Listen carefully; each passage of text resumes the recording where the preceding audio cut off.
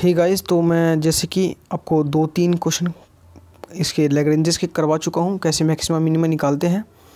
और ये हमारा लैग्रेंजेस का लास्ट क्वेश्चन रहेगा। और मेरे भाई, मेरे भैया, आप जितने क्वेश्चन ये करवाया हूँ आप पढ़ के ज़रूर जाना, ठीक है, क्योंकि ये पेपर में आपको देखने के ज़रूर मिलेंगे, ठीक है। तो आपसे रिक्वेस्ट है, ये क्वेश्चन सब ज़रूर पढ़ के जाना, ओके। तो ये लास्ट हम क्वेश्चन कर लेते हैं लैग्रेंजेस के। आपके पास क्वेश्चन है, देखो मैं रीड करता हूँ।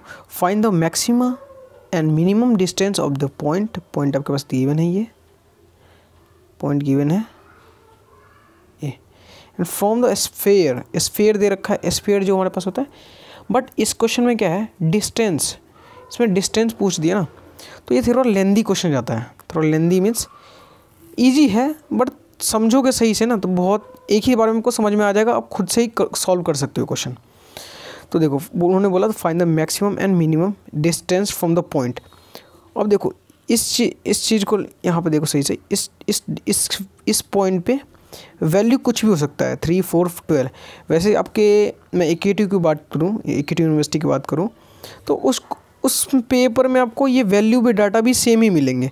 बट क्या पता रेयर कंडीशन में ऐसा भी हो सकता है जो वैल्यू चेंज कर दे, तो कोई नहीं, आपको बस समझना है। तो ये डाटा भी आपको चेंज नहीं मिलेंगे, ठीक है। 99% चांसेस है आपको डाटा भी चेंज नहीं मिलेंगे, फिर भी होने को तो कुछ भी हो सकता है। तो ये आपके पास पॉइंट दे रखा है और स्फीयर दे रखा है। डिस्टेंस का फॉर्मूला लगाओ, डिस्टेंस का फॉर्मूला लगाते हैं ना, x2 - x1 plus y2 - y1 का होल स्क्वायर, ऐसे करके 3 वेरिएबल है, तीन के लिए z2 - z1 हो जाएगा। तो वही फॉर्मूला लगाया है, जब हमने डिस्टेंस निकाला तो ये आ गया। इसी का स्क्वायरिंग कर लो तो हमारे पास ये वैल्यू आ जाती है, ठीक है। तो हमारा जो फंक्शन आ गया, ये हमारे पास क्या हो गया, ये फंक्शन हो गया। और जो गिवन डाटा होता है, देखो गिवन स्फीयर दे रखा हो, स्फीयर वाले हमने क्वेश्चन एक और कर रखे हैं जिसमें कुछ करना था, रेक्टेंगल टाइप का कुछ था। तो ये जो गिवन डाटा होता है वो क्या होता है, हमारे पास 5 होता है। और ये हमारे पास क्या पता चल गया यहाँ से, ये जो वैल्यू है x - 3 का होल स्क्वायर और y - 4 का होल स्क्वायर और z - 12 का होल स्क्वायर, ये हमारे पास क्या हो गया, ये फंक्शन हो गया। और जो गिवन डाटा है हमारे पास ये स्फीयर हो गया, यानी कि 5 हो गया। तो लैग्रेंजेस के अकॉर्डिंग हमें पता है कंसीडर लैग्रेंज के फंक्शन। तो ये आपके पास फॉर्मूला f, ये कैपिटल F है, x y z, एंड जो फंक्शन हमारे पास गिवन है डाटा ये वाला, एंड 5 क्या होता है, जो हमारे पास गिवन डाटा होता है जिस पे वैल्यू डिपेंड करते हैं फंक्शन पे।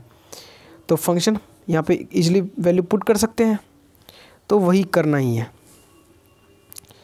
तो इसको मैं लास्ट में एक बार रिपीट करके समझा दूंगा, बाकी अभी देखते जाओ। तो जो वैल्यू हमारे पास फंक्शन था वो हमने पुट कर दिया, जो 5 की वैल्यू थी हमने वो रख दिया।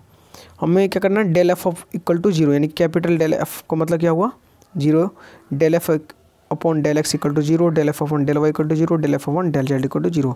ये हमें डिफ्रेंशिएट करना है एक्स वाई जेड के रिस्पेक्ट में। तो कोई नहीं, हम कर लेते हैं जी।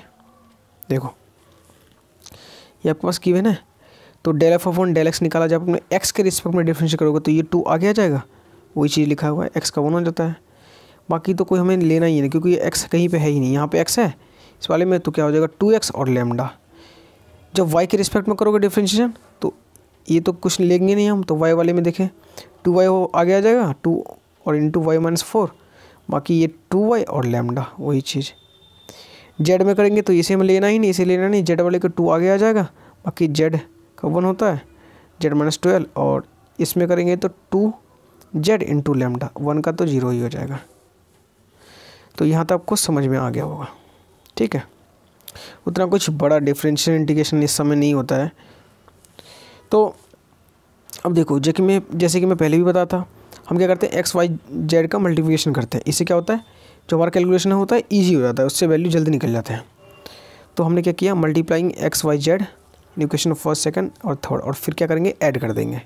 तो हमने देखो इसमें आप मल्टीप्लाई करोगे तो ये चीज़ सही से देखो, यहाँ पे मल्टीप्लाई करोगे तो एक्स स्क्वायर हो जाएगा ना, अंदर में जाके इसमें x करना है, इस वाले में इसमें y करना है, इसमें z करना है। तो इसमें x करेंगे तो x स्क्वायर हो जाएगा और 3x हो जाएगा। इसमें करेंगे ऐसे ही तो y स्क्वायर हो जाएगा, 4y हो जाएगा, और इसमें भी y का होगा मल्टीप्लाई, 2y स्क्वायर हो जाएगा। इसमें भी x का करेंगे तो x स्क्वायर हो जाएगा, इसमें z का करेंगे तो z स्क्वायर प्लस 12z हो जाएगा, इसमें करेंगे तो 2z² हो जाएगा। एक बार फिर से समझोगे, हम जो एक्स वाई जेड का मल्टीप्लिकेशन कर रहे हैं, इसमें x का, इसमें y का, इसमें z का, तो इसमें करेंगे x का तो x² हो जाएगा ना अंदर में, और 3x भी हो जाएगा, 2x² हो जाएगा। इसमें y का करेंगे तो y² और अंदर में 4y हो जाएगा, यहाँ पे 2y² हो जाएगा, यहाँ पे z² -12z हो जाएगा। अंदर में मल्टीप्लाई करें, ठीक है, बाहर में भी कर रख सकते हो आप, और यहाँ पर 2z² हो जाएगा। अब इसी सब को आप सिंपली जब सॉल्व करके लिखोगे और ऐड करोगे, ठीक है, तो देखो ये यहाँ से ये वाला जो वैल्यू देखो, ये तो ये लिखा हुआ है, ठीक है। और जब इसे सॉल्व करके मल्टीप्लाई करके जैसे भी बताया हूँ वैसे लिखोगे आप, जैसे कि यहाँ के लिखा हुआ है, तो अंदर में मल्टीप्लाई करके जब सॉल्व करोगे इसे फाइनली जो सॉल्व करके, तो ये कुछ इस तरह से आएगा, जो कि x² y² z² वाले को एक साइड लेना है, और ये लेना क्यों है ये भी काम अभी देखो, अभी समझ में आएगा। और जो सिंगल वेरिएबल में है x y और z के टर्म में, उसको एक साइड लेना आपको, तो हमने ले लिया। देखो इसकी जो वैल्यू हमें पता है, इसकी जो वैल्यू है इक्वल टू 1 है। इसकी जो वैल्यू है कितनी, x² + y² की वैल्यू कितनी है, 1 है, हमें क्वेश्चन में ही पता है यहाँ से।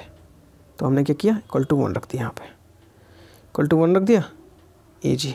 और ये जो वैल्यू है एज इट इज़, और इसकी वैल्यू 1 है, हमें पता है अभी जस्ट जब को दिखाया अभी। तो ये चीज़ क्लियर हो गई आपके, तो यहाँ तक आपके क्लियर है ये बात। तो ये आपके पास ये वैल्यू आ गई, ठीक है। आगे आ जाओ आप, देखो तो ये वैल्यू आपके पास थे। अब यह करना है आपको, यहाँ से एक्स वाई जेड को एक साइड करना है, बाकी जो लैम्डा उम्डा कांस्टेंट टर्म है उसको एक साइड करना है। तो यहाँ से 2 कॉमन आ सकता है, 2 कॉमन ले लो, माइनस का 2 कॉमन ले लिया हमने। यहाँ पे माइनस का, क्योंकि सब में माइनस लगा हुआ था, माइनस का कॉमन ले लिया, और यहाँ से भी माइनस कॉमन ले लिया। और ये जो 2 कॉमन आ गया, ये इसके डिवाइड में चला जाएगा। यहाँ समझो एक बार, देखो ये जो 2 था ये इधर आ जाएगा, तो माइनस का हो जाएगा, ये 0 के इक्वल आ जाएगा, तो ये माइनस का हो जाएगा। यहाँ से माइनस कॉमन ले लेंगे, यहाँ से माइनस का 2 कॉमन ले लेंगे, तो 2 से 2 कैंसिल हो जाएगा, या 2 डिवाइड बाय ले लो, जैसे करना हो ऐसे कर लो आप। तो 2 से तो 2 कैंसिल ही हो गए यहाँ से, तो बाकी जो टर्म बच गए ये। अब देखो जो आपके जो डिस्टेंस जो पॉइंट गिवन थे वो क्या थे, 3, 4 और 12 गिवन थे, ये था ना। यहाँ पे इस जगह पे कुछ भी वैल्यू होता, बाकी वैसे आपकी यूनिवर्सिटी पेपर में होती नहीं है, बट ऐसा कंडीशन में कभी हो सकता है चेंज कर दे, तो वैल्यू चेंज कर दे, तो यहीं पे ये क्या आ जाएगा, जो वैल्यू होंगे वो point as it is same आने वाली, यहाँ पे 3, 4 और 12 जैसे कि आपके पॉइंट गिवन थे वो सेम ही आने वाले आपके।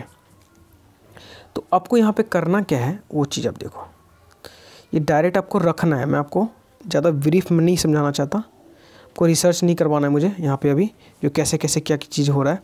देखो यहाँ से जो लैम्डा की वैल्यू निकालेंगे अलग अलग करके, और एक्स की वैल्यू जो निकालेंगे हम, एक एक्स की वैल्यू जो आएगी ये 3 जो है अपॉन में ये लैम्डा प्लस 1, फिर ये जो 4 है 4 अपॉन में 1 प्लस लैम्डा, फिर ये जो 12 है 12 अपॉन 1 प्लस लैम्डा, ठीक है। वैसे आपको डायरेक्ट रखनी है, ठीक है। इसमें कंपेयर करके अलग अलग वैल्यू करके डायरेक्ट रखनी है, x इक्वल टू 3, जो मल्टीप्लाई में होगा वो 3 अपॉन 1 प्लस लैम्डा, फिर 4 अपॉन 1 प्लस लैम्डा, ये वैल्यू आपको डायरेक्ट रखनी है, ठीक है। ये आप याद कर लेना, जो ऐसे रख करने हैं हमें, ओके। तो ये चीज़ क्लियर हो गई आपके। अब देखो तो हमें x और y और z की वैल्यू पता चल गई, पर हमें एक इक्वेशन में पता था जो यहाँ पे क्या है, यहाँ पे x² + y² equal to z² plus equal to क्या है 1 है। तो यहाँ पे x और y और z की वैल्यू पता चल गई ना, तो वही वैल्यू रखनी है हमें। तो हमने क्या किया, वही वैल्यू रख दिया x और z की। तो यहाँ से क्या हो जाएगा, लैम्डा की वैल्यू निकलेगी, ठीक है। तो हम देखते हैं, इसे ही एलसीएम लेके सॉल्व किया, कुछ किया नया नहीं किया, इसका एलसीएम लेके हमने सॉल्व किया ऐसे, ठीक है। यहाँ पे एलसीएम लोगे तो सॉल्व करोगे तो नीचे का एलसीएम सेम ही है, सॉल्व करोगे तो क्या आ जाएगा आपके पास, ये ऐड कर लो इसको 169 इक्वल टू 1, और जब इसका अंडर रूट निकालोगे आप तो प्लस माइनस में आएगा, ठीक है। प्लस माइनस में आपके पास ये वैल्यू आ जाएगी 13, तो ये जो यहाँ से जो 1 है, जब ये 1 इस साइड जाएगा तो एक बार प्लस की कंसीडर किया जाएगा 13 को, और एक बार माइनस कंसीडर किया जाएगा। तो जब प्लस कंसीडर करेंगे तो ये 1 इस साइड जाएगा तो 12 आ जाएगा।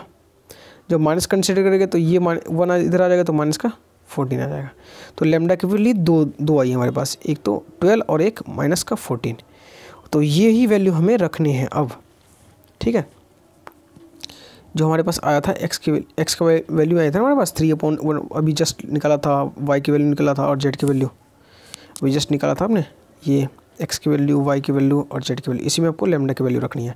पर दो वैल्यू लैम्डा की आई है, एक नेगेटिव में -14 और 12, दोनों वैल्यू रखनी है बस आपको। तो डिस्टेंस यहाँ से हमें पता चल जाएगा।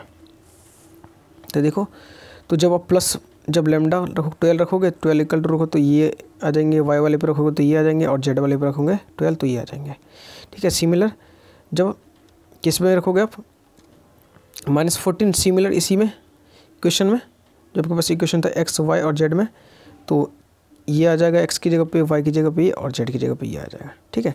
तो हमें दो वैल्यू पता चल गई यहाँ पे, डिस्टेंस पी और क्यू की वैल्यू हमें पता चल गई, पी की वैल्यू ये और इसकी वैल्यू है। आपको ये बात पता होगा, जो नेगेटिव वैल्यू होती है वही क्या होता है हमारे पास मैक्सिमम होता है, और जो पॉजिटिव वैल्यू होती है वो मिनिमम होता है, ठीक है। तो उन्होंने पूछा था हमें क्वेश्चन में, find the maximum and minimum distance from the point. इस पॉइंट से हमें मैक्सिमम मिनिमम पॉइंट निकालना था, तो हमने निकाल लिया, तो वैल्यू आ गई। यही आपका आंसर होगा, ठीक है। मेरे भाई, मेरे भैया जी, ये क्वेश्चन ज़रूर पढ़ के जाना, आपके लिए काफ़ी इंपॉर्टेंट है। आपके पेपर के यूनिवर्सिटी के अकॉर्डिंग जो भी पेपर बनते हैं ये क्वेश्चन ज़रूर आते हैं, ठीक है। तो आने वाले क्वेश्चन में जो भी क्वेश्चन बचा हुआ है वो हम करेंगे। Take care and bye bye.